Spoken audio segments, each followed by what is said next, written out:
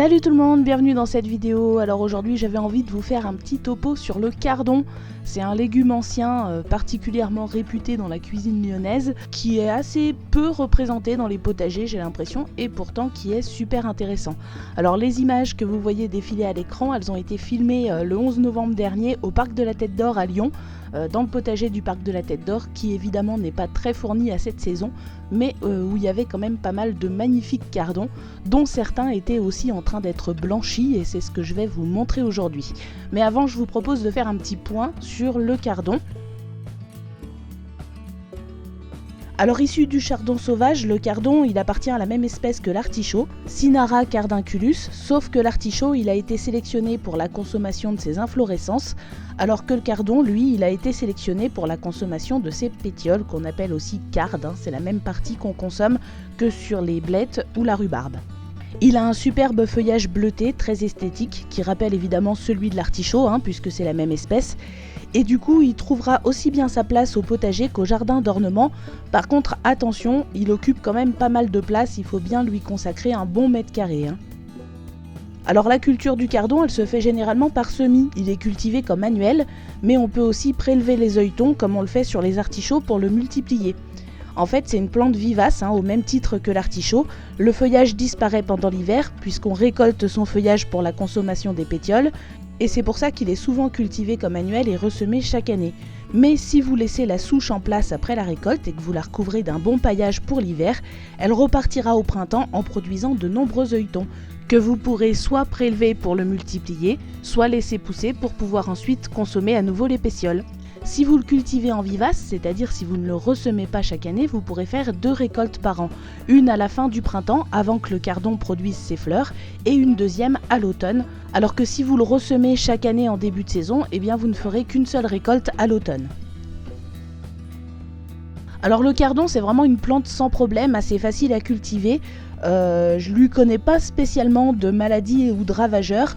Les seuls que j'ai pu observer, c'est les pucerons au printemps, exactement comme sur les artichauts, mais on peut facilement s'en débarrasser avec un peu de savon noir dilué dans l'eau, ou attendre tout simplement que les prédateurs de pucerons arrivent. Alors comme je vous le disais, si vous le semez en début de saison, eh bien la récolte elle commencera en fin d'été jusqu'au début de l'hiver, au fur et à mesure des besoins. Mais si vous laissez la souche en place, eh bien vous pourrez le cultiver en vivace et donc faire 2 récoltes par an. Par contre, il y a une petite particularité avec le cardon, c'est qu'il faut les blanchir pour attendrir les pétioles et surtout éliminer l'amertume.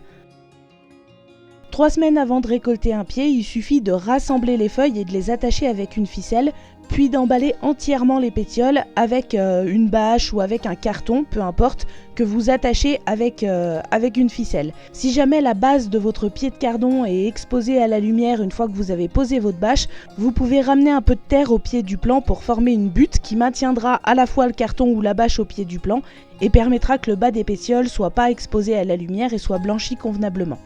Alors si vous avez plusieurs pieds de cardon, le mieux c'est de les blanchir au fur et à mesure, pas tous d'un coup, parce que sinon ça va vous faire une grosse récolte d'un seul coup, alors que si vous le faites au fur et à mesure, eh bien vous pourrez échelonner la récolte tout au long de l'automne et jusqu'au début de l'hiver.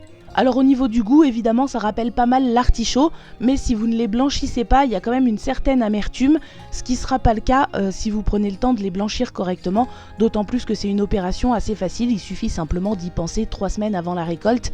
Et comme c'est une plante vivace capable de rester en place plusieurs années et qui demande vraiment aucun entretien particulier, je trouve que c'est intéressant de lui trouver une petite place.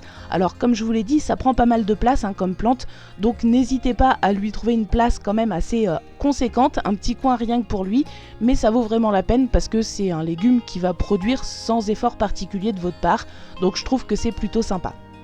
Alors évidemment, si vous préférez blanchir tous vos cardons d'un coup, pour des raisons pratiques, pour éviter d'avoir à recommencer l'opération de semaine en semaine pendant tout l'automne, il est évidemment possible de conserver les cardons en stérilisation.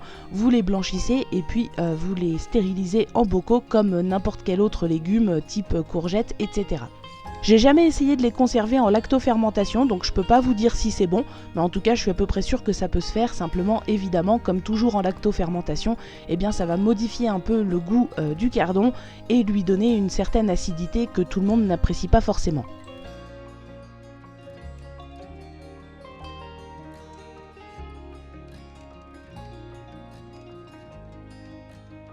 Voilà, j'espère que cette vidéo vous a plu. Je vous laisse finir avec quelques images filmées au potager du parc de la Tête d'Or.